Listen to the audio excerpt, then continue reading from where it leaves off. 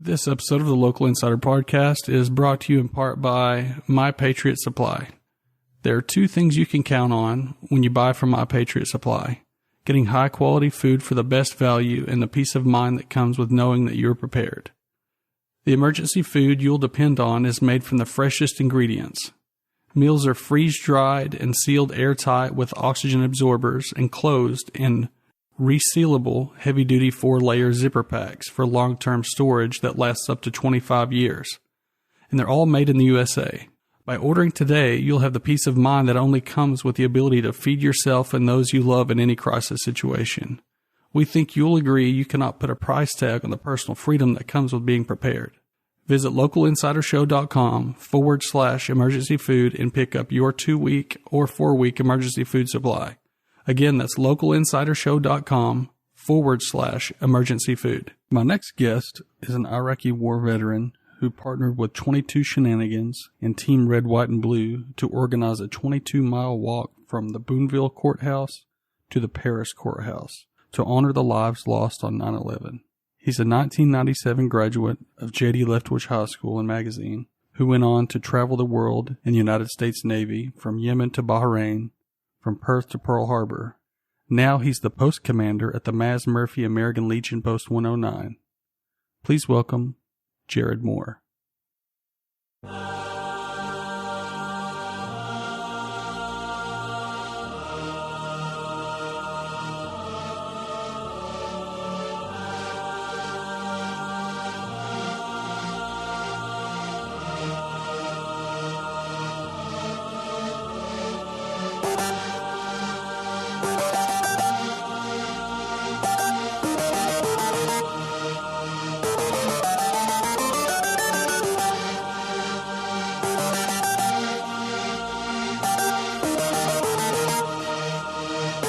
Welcome to the Local Insider Podcast, a show about everyday people who make a big difference.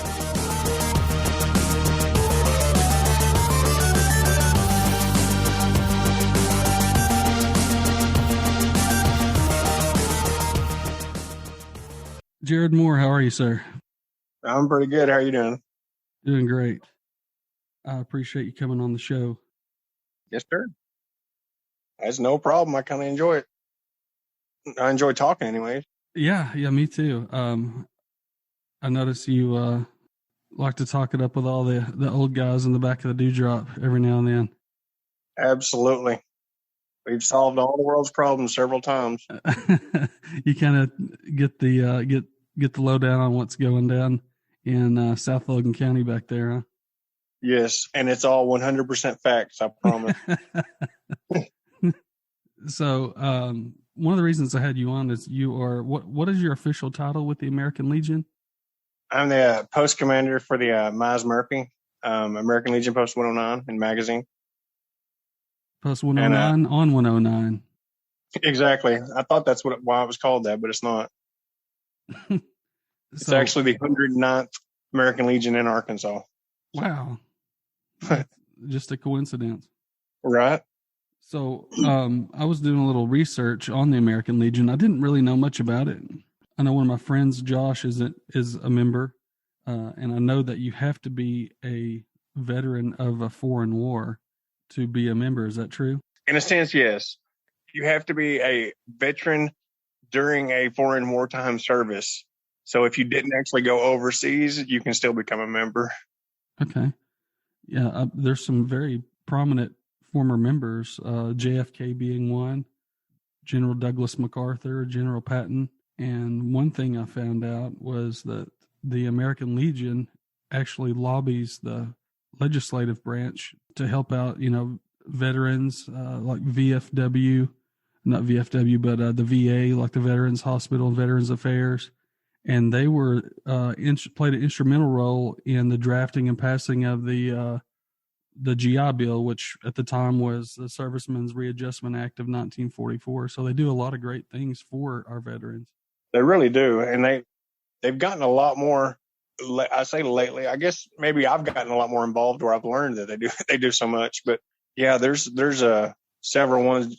General MacArthur is he's my favorite anyways, because he was a Freemason. So Oh yeah. Yeah, he donated the land in Japan that everything's on. But so he was my favorite. Oh, so are you a Mason yourself? I am not. I was in Japan. When I lived in Japan. I was going for it and everything else, and I had a medical issue and I fell down some stairs and kind of messed my back up. The Freemason Lodge was on the second floor, so I couldn't go anymore. Oh no. And they don't have an ADA in Japan. No. Oh man. So was that in Okinawa? Were you in Okinawa? Not this time. I was in Okinawa. Oh my lord, in '98, and I lived there for a while in '04. But I was in Yokosuka, Japan. I was on the mainland. I lived there from 2009 to 2000, late 2012. Yokosuka. Is that south of Tokyo? Yeah, exactly. Yeah. Okay. Yeah. I learned a lot about Japan. In high school, we had a foreign exchange student. His name was Jay, and he actually was from Okinawa. His dad was an army service member, and his dad married a Japanese citizen. And of course, which made his dad was a American citizen, and he was born on U.S. base, which in turn made him an American citizen. So he was able to go to American school. His grandmother lived in Booneville, so. Okay. Yeah, we had I've been to several American Japanese weddings in that time frame, anyways. Yeah. I say several. I went to 3 or 4. Well, that's quite a lot, I would say.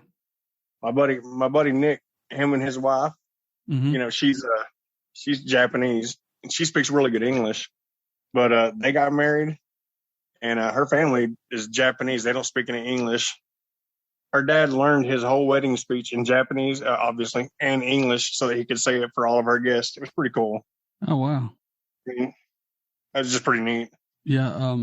One of the things that I really admire about the Japanese culture is the attention that they give to honor, which also is incorporated with our military. But it's something that us as a general population have kind of poo-pooed, I would say. We've kind of lost what it means to have honor. We really had it. And that's one of the foremost things that the Japanese, honor above all, is kind of their philosophy. Exactly. Yeah, it's unbelievable. It's probably not anything new because C.S. Lewis was, there's a quote of C.S. Lewis. See if I can remember it. We make men without chests and expect of them virtue and enterprise. We laugh at honor and are shocked to find traitors in our midst. We castrate and bid the geldings be fruitful. So I guess it's kind of been going on for a while. C.S. Lewis hasn't been around for quite some time, right. but I think it's kind of come to a head to where we've kind of lost our way. And that was kind of one of the, I guess, things that kind of motivated me to do this show was I really want to bring people to the forefront that can demonstrate what leadership and what it means to be an honorable man or woman, in our society, because the role models that we are given are very lacking. I would say the ones on the TV screen, like today's a Super Bowl, and I don't want to get political, but the way that they have in the professional sports really disrespected our country and our values, and are still idolized. Absolutely. That's horrible. 20 years ago, if something like that would have happened, it would have been, it was devastating, I would say. We had a period, and it kind of coincided with COVID too, but even before COVID, professional sports took a hit when they started going political, because professional sports were kind of a refuge to where people could get away from politics. And, I don't know how many people I heard, being interviewed that said the same thing. They said that they go to sports to get away from all the political banter and the talking points and now they have no refuge. So they'll easily cut their cable subscription for the NFL channel Yeah, or NBA channel or whatever. absolutely. You know, I've never been a watching sports kind of guy, but I mean, it is all the old guys. You know, we have our own kind of like creed, I guess you could say. You know, back at the store, and it's just we don't talk about politics. You know, we may talk about something serious, but we don't talk about politics unless we're just wanting to really get under somebody's skin. But we just don't do it, you know, and that's why everybody goes up there, and that's the way sports is. You just don't do it, you know. It's relaxing, Right. so And yeah. and that used to be kind of the common thread, you know, in our communities, is you have a right to, and if you were to ask somebody who they voted for, that was kind of like asking a Catholic what they said, you know, in Yeah, a confession booth. That was something exactly. private, you know. Who I voted for is my choice. It's none of your business. And it's gotten so, I don't know the word for it, but it's just, we've become so divided that we are really dividing ourselves into ranks, I would say, you know. Absolutely. Or maybe it's the media doing that, you know, and I think they play their role in doing that. You know, they play a large role in it, but I mean, this is easier said than done. But you know, we ain't got to listen to them. Exactly. Of course, that's why we turn them on so we can listen to them. But you know, so it's kind of, and the thing is everybody knows that, and they really do, but they watch it every day religiously because it used to be good and they got used to it, you know. Right. But like I haven't I can't remember the last time I was watching the news, and I mean, Dad said something about a second or a third or some kind of stimulus or something. It's supposed to be coming out sometime, and I was all like, he said, "Have you got yours yet?" I don't even know what you're talking about, you know. But I mean, you know, these people, they watch the news and they just let it bubble and bubble and bubble. And so it's a lot more peaceful around our house. We just don't watch the news, you know, TV or the news. Yeah, I think that's a good habit. You know, the news has changed, and it's no longer an informational program. It's more entertainment. You know, exactly. You don't have a journalist like Walter Cronkite that would come on. You know, before, when Dan Rather, or, you know, when we were kids, when Dan Rather or Walter Cronkite came on the news, it was everybody in the living room, shut up, something's happened. You know, we need to pay attention. When they came on, we watched. You know, but now it's all like, oh, hurry up and change it because I don't want to watch it, you know. Right. So do you guys at the American Legion, do you hold meetings like once a month, or is it once a week, or how do you guys do that? Well, now I took over about 2 years ago, and the guy that was in charge was James Fields, and he's a great guy. And I wanted to throw that out there before I said anything because that guy just doesn't get enough credit for anything that happens, and he's amazing. His name was James Fields? James Fields, yes. Okay. He's one of the elders. He goes to church in Blue Mountain, but he's a great guy. He's my adjutant, and that was a long way of going around and saying he calls me once a month to tell me that we're supposed to meet that Thursday at 6. So we meet the second Thursday of the month at 6, and that was pre-COVID. You know, we have a lot of elders, so we haven't met since then. I see. Since I guess August. Wow. Yeah, and what we do is we have our now me and James meet. We talk on the phone at least 5 times a week, and then we have our officers. You know, if we need something that has to be done, we'll meet. So that's how that works. We met a couple weeks ago. So, but yeah, it's usually the first Thursday of or the second Thursday of every month at the community building there in Magazine. Okay. We hadn't got a post yet, but I'm working on it. I see. So I saw a Facebook post that you put up something about you had to interview some school kids. Maybe they were athletes. I'm not sure. What was that about? Yes. We are at Boys State, American Legion Boys State. I don't know if you know anything. I didn't know anything about it until I became the post commander, but just a quick, Boys State is where they go and they set up a false government, and you know, and they'll give them whatever positions they want to be on, and they said it's a false state government. So they've got positions from the governor all the way down to the mayors, Mm-hmm. and the boys they set up a Congress, and it's a functioning Congress, so it really teaches them about the leadership and just how to work with people they don't know, because Boys State it's from every other state. It's from every school in the state sends boys, 1 or 2 boys. They go and that's where the kids learn. It's 5 days. They go and they learn about government. I see. And so they meet in Little Rock, or it's different every year. I see. This year it's actually going to be virtual because of COVID. Mm-hmm. It's the first time in history. It's a learning process for everything. I'm Mm-hmm. kind of hoping that I can get in like with the kids just to see how they're doing the virtual thing. Mm-hmm. But yeah, we interviewed 3 kids, 3 juniors. It has to be a junior in high school. So we interviewed 3 juniors. Kind of had a problem with it. We was only supposed to pick one, and I guess we all know too many people because every one of them known them all their whole life, and there's a specific reason why each one of them were chosen. Right. So the American Legion, we just decided to go ahead and pay for all 3 of them instead of one, and so we're sending 3 boys this year, and the boys were it was Connor Ryan, Reese Needert.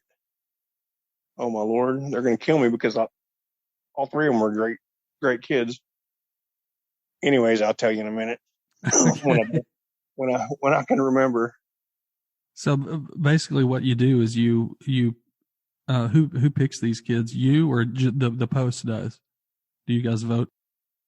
No, the school, the teachers, faculty pick so many kids, and they do their interviews, mm-hmm. and then they chop that up and they pick us, and we composed a board, just a quick board for this year. 3 members from the post. We did our interviews and picked them. Okay. So it's a selection. The school picks, then we pick. Playing football, I remember hearing Boys State, but I thought it was something the Athletic Association did, but it's actually the American Legion that does that, right? Right. And there may be Boys State for athletics, but yeah, American Legion does the Boys State. The main thing. Okay. And now the American Legion Auxiliary does the girls' state. But we don't have an auxiliary post, or an auxiliary whatever. So our post we're gonna go ahead and send 3 girls this year. I see. So the auxiliary would be the female version of the American Legion. Yeah, it's actually the wives. I'm sorry, the auxiliary is actually the wives and husbands of military members. I see. Since our post is so small, we're having a hard time starting up the auxiliary. But I see. We're growing and we're getting people. So we're sending 3 boys and we're sending 3 girls. Last year, Boys State was canceled, and they sent out a memo this year saying anybody that was nominated last year mm-hmm. can attend this year, because it's actually it's good for them to go and learn. It really is. There's nothing bad about it, but evidently it's amazing on the resume. So they were really excited about being able to, those guys being able to put it on their resume. Yeah, the third kid was Ashton Dromer. Ashton Dromer, golly. Oh, I hope his parents don't, no offense, but don't listen to this. Dusty's going to kill me. But yeah, and it was Ashton. That's right. It was Ashton Dromer. Effectively, what they do is they learn how our state government works. Is that correct, or is it a kind of modeled after the state government or the federal government? Well, it's kind of modeled after the state government. Well, we have a national too, so it's modeled after the state government. Mm-hmm. Which is not a lot of difference, but Arkansas has. That's what I was trying to say. Arkansas has, in the judicial, they have the quorum courts, and they have a lot to do with our government in the state of Arkansas. But other than as far as the 2 houses, they're the same as the federal. But Right. And they don't give them one of the main things that they emphasize to us is they don't give them Republican or Democrat or this or that. They give them like a color. They're like, you're blue team, you're red team, so they want to make sure that they don't have any kind of influence on, their beliefs and party system, I guess you could say, Mm-hmm. which is pretty cool. We're sending, like I said, 3 boys this year, and they're going to pick pretty much it's 1 boy from every state to go to national. Mm-hmm. And if our boys got picked to go to national, then whichever one gets picked, they automatically get like a $25,000 scholarship. Oh, wow. And then if they go to national, they get another, however much, but it comes up to a lot, so this is, I really hope that these boys, do good. I know they'll do good. I know the boys, I know they'll do good, but I'll put it this way. We picked these guys because we know that each one of them is going to use this. They're going to be able to use this in their future. It's not wasted money that we're spending. They're all really good kids. So I'm looking at these names here, and I'm seeing Connor Ryan. Is that Jeremy's son? Yeah, Jeremy and Stacy. Okay, and then Reese would be Robin and Taylor's. Right? Taylor Niedert and Robin Niedert. And then, of course, Ashton is Dusty's. Ashton's is Amber and Dusty Romer. Right. Yeah, sorry, there was a little hiccup there. I think our internet, my internet had a hiccup in it. Internet's not what it should be in Arkansas yet. I will say that. Oh yeah. But it's well on its way from what I'm hearing from. Speaking of Taylor Niedert, he's doing a lot of work on getting us some fiber optics. Yeah, that will be great. We're talking about the American Legion, I know. Mm-hmm. We can talk about anything. These kids. Oh, well, I was just going to say each one of these kids, that Connor Ryan, Ashton Dromer, and Reese Niedert. Like for me personally, I told the adjutant and the other person I had in there that I couldn't be part of the decision.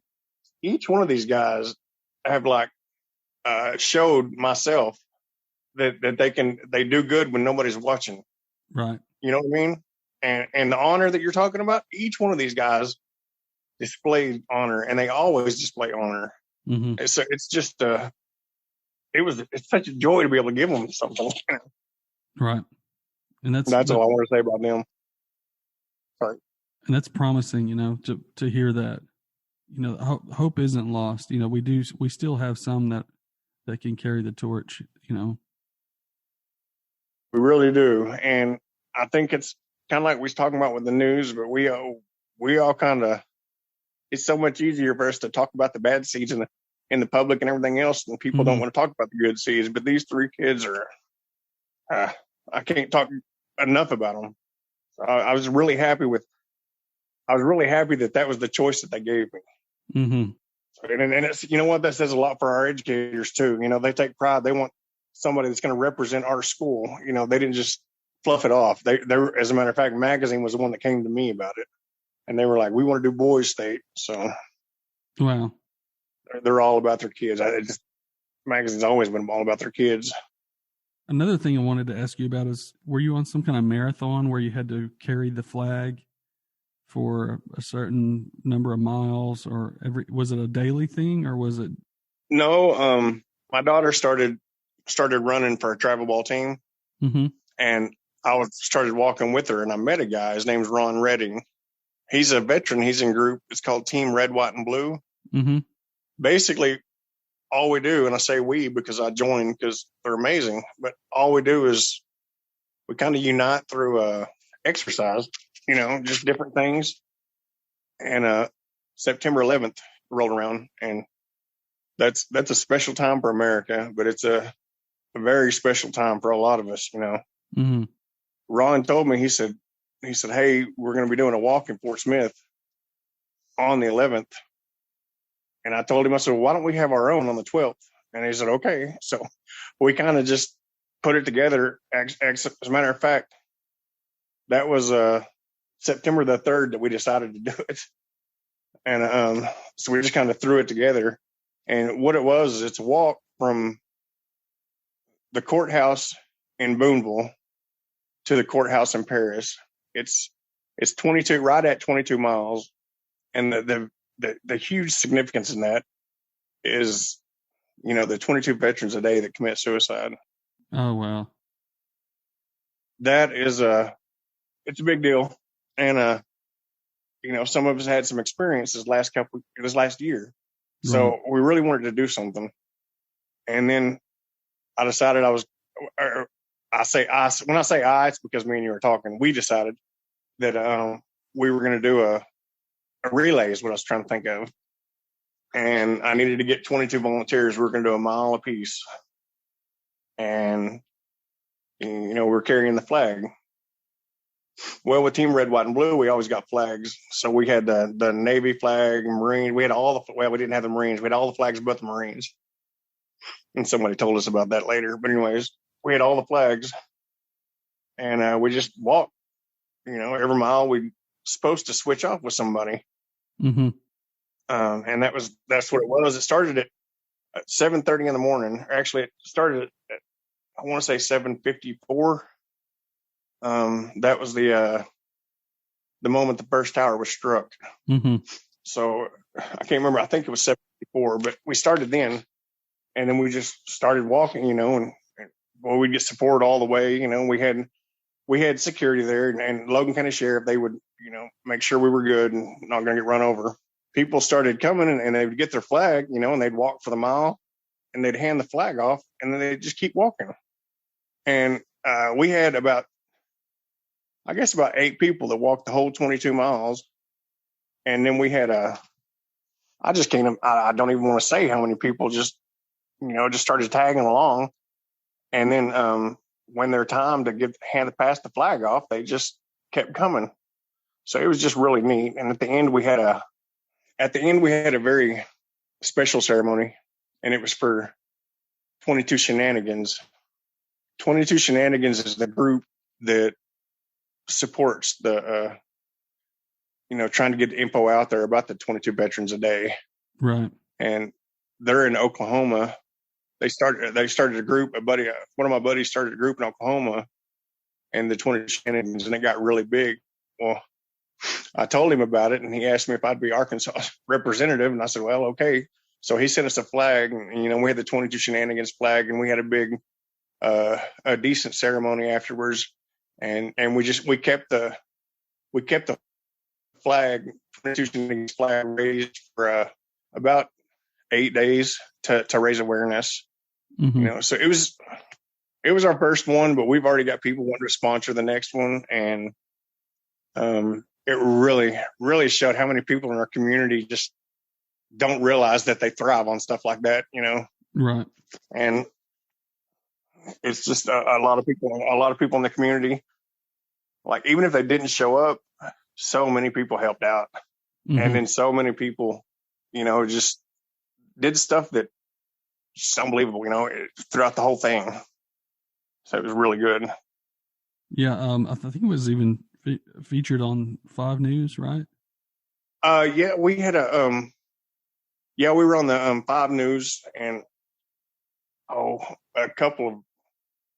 a couple of newspapers that it was in. It was a pretty good deal. They got a lot of publicity for the 22 Shenanigans and the Team Red, White, and Blue.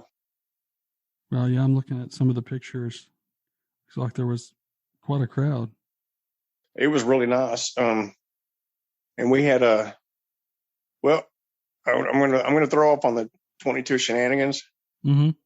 I'm actually gonna tie that in and make a little circle with the American Legion real quick. But 22 Shenanigans, like I said, we're the representative post for here in Arkansas. I personally got a phone call December the 21st of last year. Mm-hmm. And this guy's like, hey, he's like, I'm working with Asa Hutchinson. He said, we've got some money we want to give you, to help take care of the veterans. And it's a program called Saving the 22. Oh, and, wow. I just about hung up like every other time that somebody says they got money to give me. But I stuck it out because I'm always a sucker for when somebody want to give me money. And I'm glad I did, because he he told me, he said, listen, he says, we got this thing. It's called Saving the 22. It's a grant that they've given the Western Arkansas Guidance and Counseling Center. Mm-hmm.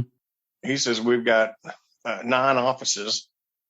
And I guess out of the offices, somebody gotten my name or, said something about me or whatever. And he ended up getting my number.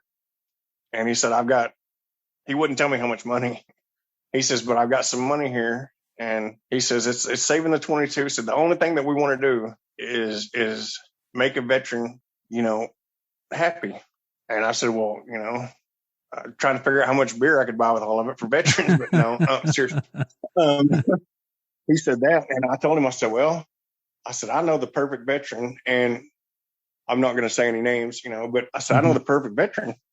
I said, he's extremely deserving, and he's kind of got a raw deal. He said, well, that's great. And then he said, well, I'll call you back. And I didn't hear anything. And I said, okay, well, that was it. And then December 31st, he called me. He said, hey, I got a check in my office. You need to come get it. I said, well, okay. So me and my wife went up there, and they gave me a check for $1,500. And they said, he said, here, he said, take this. He said, just, do whatever you want to with it and make however many veterans you can, just anything, just help veterans out. And after I composed myself, because you don't give me any money and tell me to take care of veterans and expect me not to tear up a little bit. Right. But after I composed myself, we figured it up. And, we went through the procedures trying to figure out how we're going to record where the money's coming and everything else, because it's government money, and I just didn't want them to say they give me $15,000 and, instead of $1,500. So we got everything figured up. And the lady told us, she said, no, she said, this check right here is $1,500. She said, you can have it. She said, I don't care what you do with it. She said, I know you're going to do something. I said, all right. So we took it, and what we did was I took it and I put it in the American Legion's account. Mm-hmm. And what we did is 500 of it we pulled out, and there's, like I said, there's that very deserving veteran, younger veteran in magazine, and we were able to get him a Nintendo Switch, some kind of skin for that, and then a couple of games, because he's really into games. He's had some brain trauma, I'll put it that way. Right. So the games really helped him out. Well, and then so the other 1,000, we just take it. What we're going to do with it is I don't know who I'm going to challenge local businesses to do a matching fund, up to $1,000, so that we can turn that 1,000 into 2,000. And then we've got so many veterans that you just wouldn't believe. I mean, 2,000, 20,000 ain't going to touch it, but the more we can get, the more we can spend on veterans. Right. So they did that over Christmas. One thing I would like to point out is our community is, I will say, they are very much in support of our veterans. And one way that they can support veterans and know that the money goes directly to our local veterans is through organizations like the American Legion, because you are the guys that are on the front lines with these people that are meeting with them, every day, or not every day, but some of them you talk to every day. Yeah, we meet with, and I need to be better at it, but my adjutant, James Fields, and I mentioned him several times, but he's calling and doing buddy checks and visiting and everything. And then he calls me and gives me an update. There's a lot you can do for him, and like you were saying, but he goes out and he does that every day, visiting with them. Like you said, we're on the front lines, and it's just amazing. So he knows those guys to the T, and that's what helps us kind of spend the money like you're talking about. Getting out and getting to know everybody. That's why we're able to, I guess, see all the veterans that need help. Right. And there are some funds available on a national level to veterans, but they are for specific things like health care and psychiatric care. in Absolutely. their grants and things like that, to where there's lots of red tape in there the scope is very specific. Whereas where you guys know these people and know what they need, like you knew that veteran, you knew what he likes to do is he likes to play video games. So you have the freedom to spend the money on something that he would actually enjoy, that would increase his quality of life. And I think that that's important, because, yes, they do need help with certain bills that are of no fault of their own, that they are having to pay because they fought for this country, and that Right. needs to be taken care of, definitely. But also, some of these people can't go out. They can't get jobs. They have trauma, or like you said, they may have some injuries that they sustain that won't allow them to do the work that we as non-service members Exactly. can do. So we need to do our part to show them, that we appreciate that. And I think American Legion is a good avenue to do that, a good venue to do that through. You nailed it to a T. You nailed it when you said you got to do your part as non-service members to show service members. Okay, that is not. Veterans need to be more attentive than non-service members, because we've been there, we know each other, we love each other, whether we even know each other or not. Mm-hmm. So we've been really lucky in this area. Our veterans take care of each other, along with the I'm not saying the community doesn't, but I'm Mm-hmm. saying that the veterans aren't all about me. And that's something that really gets under my skin, because somebody that signs up for the military, and joins and does Mm-hmm. their time and gets out. I mean, they're a veteran and they deserve the respect for doing what they did. Mm-hmm. But I can't give that guy the same respect, or let me rephrase that. If that guy barely made it by and he just didn't get kicked out, I can't give him the same respect as somebody that just, went in there and served his country and served his people. You know what I mean? Right. But we don't have veterans like that around here. That's the good thing. These guys, those are the guys that get out and say me.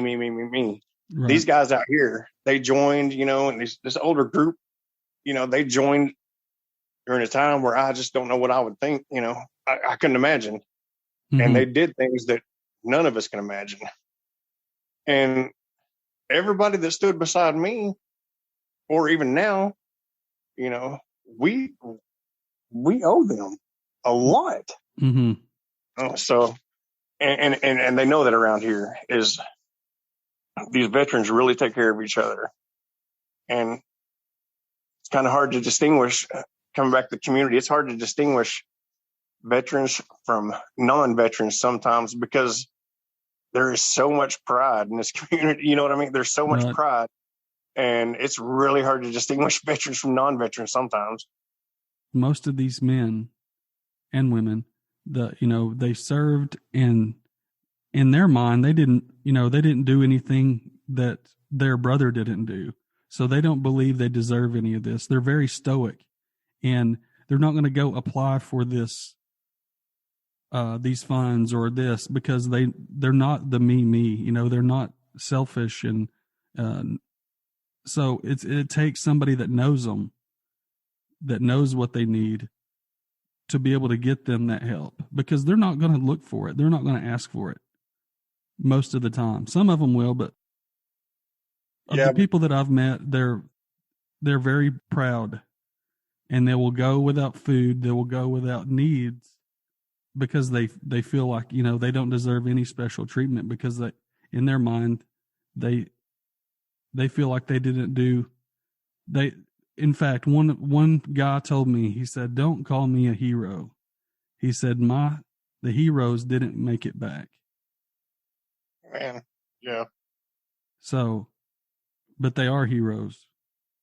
They are. But that just kind of tells you where they're coming from. Mm-hmm.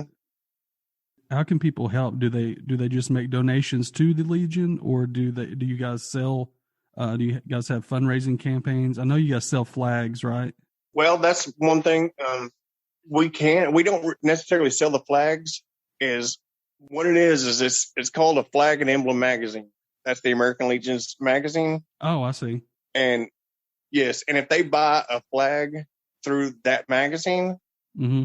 then part of that funds, and they'll put American Legion Post 109 on there, and part of those funds will come directly to our post, and that's one way.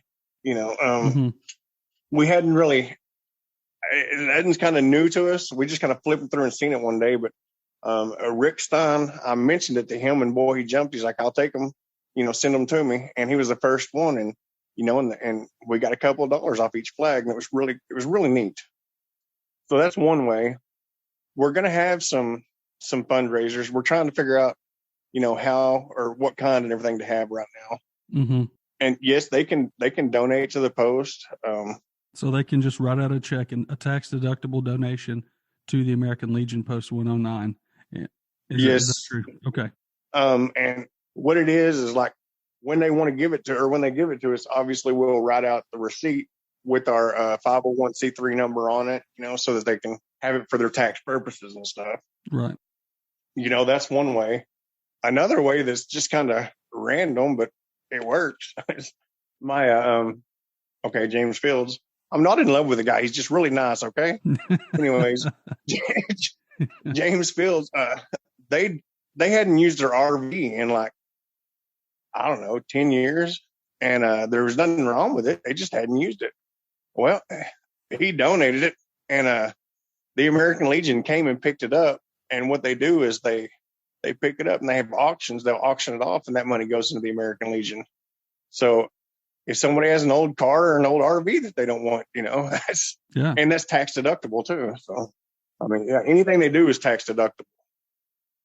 Yeah, there's several ways that we're gonna try to be raising money this year.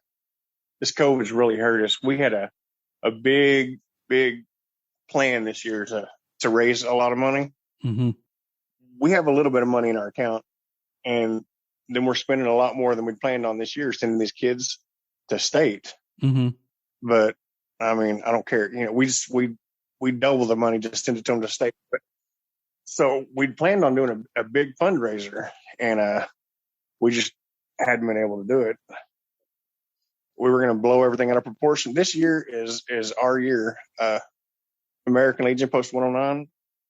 It's our 100th year of being a post, and we were going to try to do something for that. But so we're lacking on the fundraiser things right now. Is I guess what I'm trying to say. But things are on the horizon. Big events are on the horizon, is what you're saying. Oh yeah, I didn't mean that in a bad way at all. Hey, we've got. Yeah, I know, but I just thought about that. But yeah, we've got we're doing a big recruiting push. Mm-hmm. We got a lot of members that don't, or we've got a lot of people that don't even know there's a post here. So we're doing a big recruiting push, and that push that we did with the walk, mm-hmm. To spread awareness, and people like you and this is amazing to us. This is better than anything we could have done, so we appreciate it. But just spreading awareness is what we're doing, and then as soon as this COVID thing gets lifted, then we're going to have our big to dos. But right now we're just wanting to we're going to get the word out there. We're going to have little to do. We're going to blow it up when we can. Right. Yeah. Just let me know when you have something going on, and I'll put it in the pre-roll on the show too. That'd be amazing. That's great. Yeah. I've actually, my neighbor is a Marine. He's a veteran of the Vietnam War. I'm not sure if I've told him about the post or not, but I'll be sure and reach out and let him know. Yeah. I'll tell you this. We have a lot of, right now, actually, a lot of ours are World War II. Well, not World War II. They're early veterans, and they're pre-Vietnam is what I'm trying to say. Right, or they did the latter part of their term in Vietnam. Mm-hmm. And right. Yeah. Thank you. It's been a long day, but, right. Yeah. A lot of the Vietnam vets, and I mean, well, any of the vets, they have trouble talking about, wartime or anything, but this is a place for them to all be safe.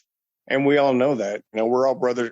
We all act like brothers just getting there too. So, I mean, it's good.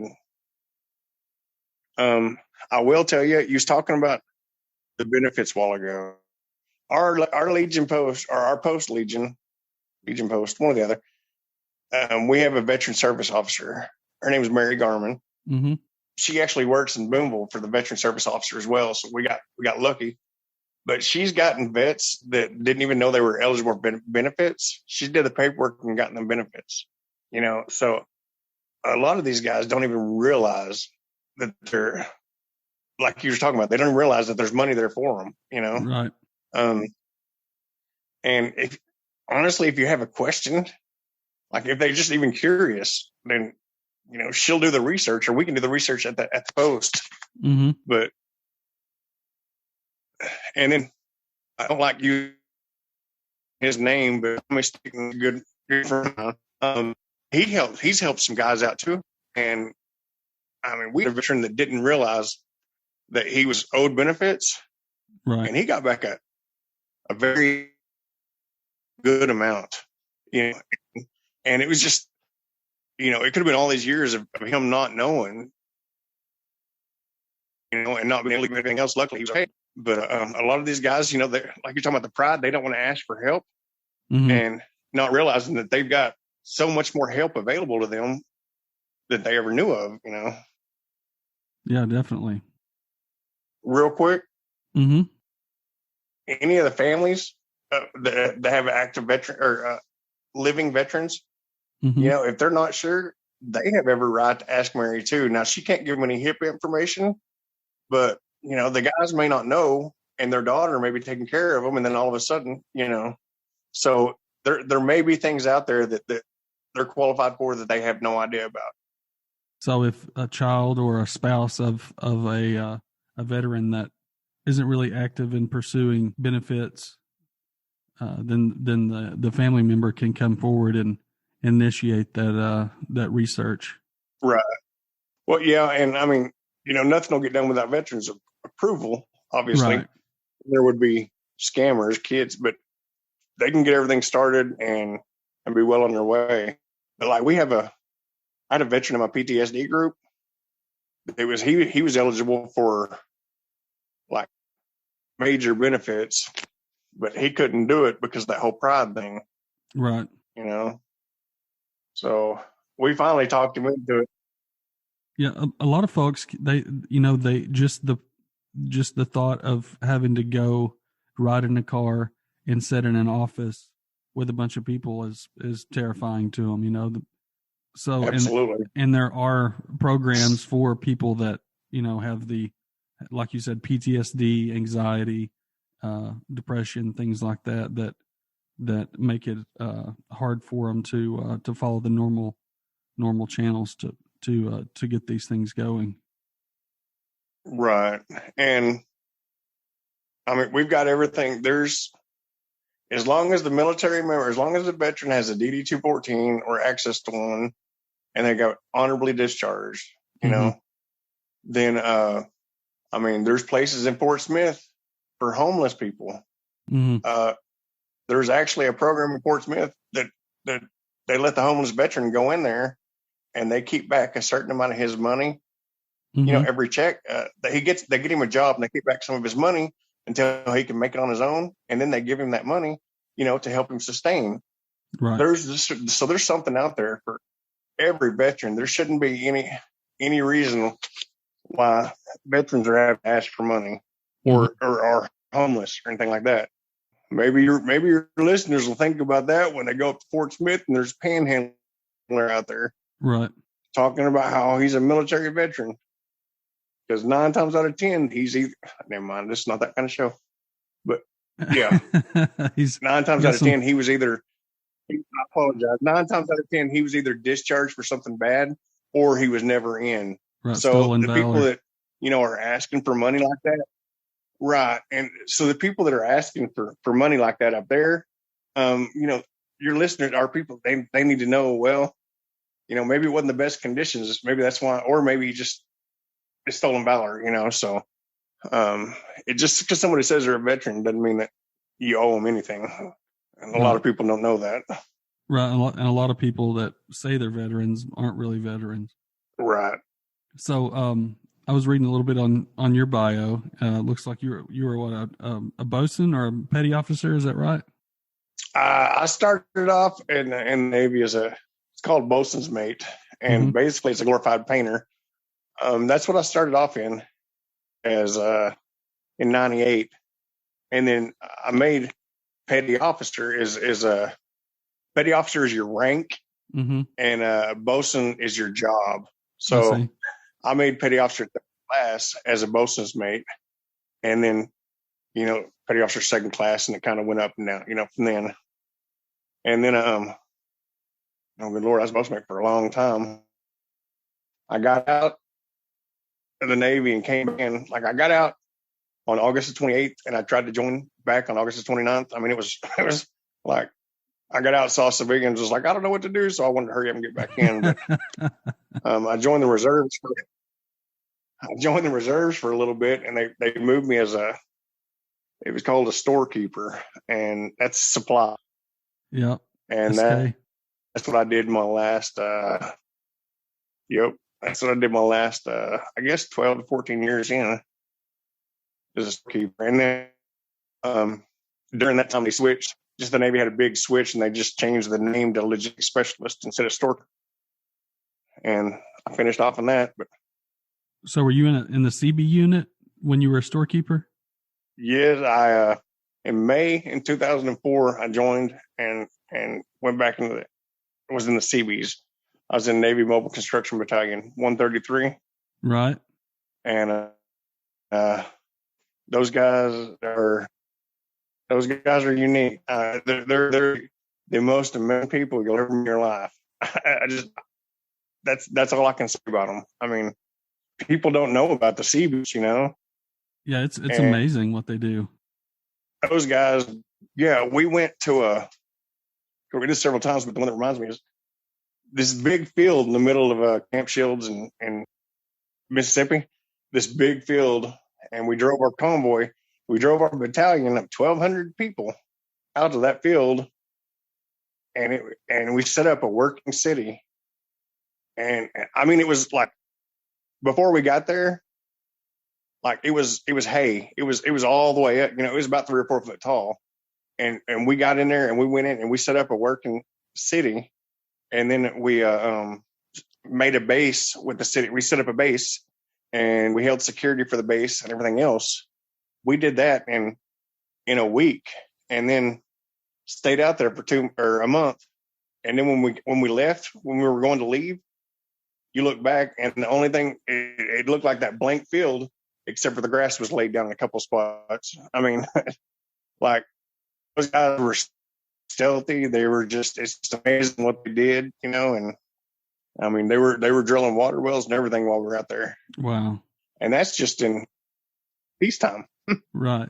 So for those of you that think that you can't be a carpenter and join the Navy, you're wrong, because we have the CBs.